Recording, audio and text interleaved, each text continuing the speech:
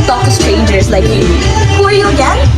Oh, Julius. I don't even know a guy named Julius. Can you please stop talking to me? You're not my type anyways. What? Okay, gabi oy. Flashback. Ay, ito na naman yung crush ko. Ano ba yan? 12 seconds later. Oh my God. Sorry. Hindi ko naman in-expect na ikaw yung inassign ng teacher natin na turuan ako. Just then. Alam mo, Clark, may iba na talaga akong nararamdaman sa'yo. Sobrang tagal ko lang inaantay itong pagkakataong na to.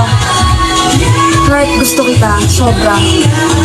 Clark, kung alam mo lang kung gaano ko tinamaan sa'yo. Alam mo, Clark, kahit taga Pampanga ka pupuntahan kita, maging akin ka lang. Ooh. Later that same evening. Ha? Gusto mo rin ako?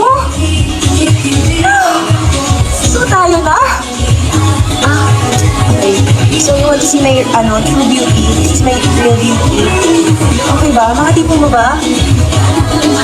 End of flashback. Wow.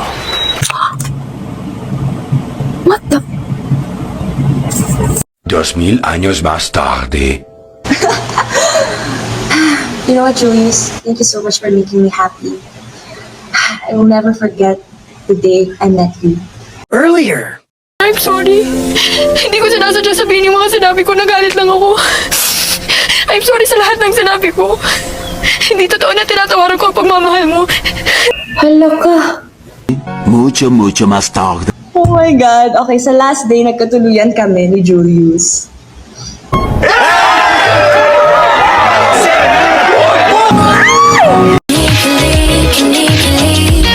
Kinikilig mo ako, hinawayan, kinindot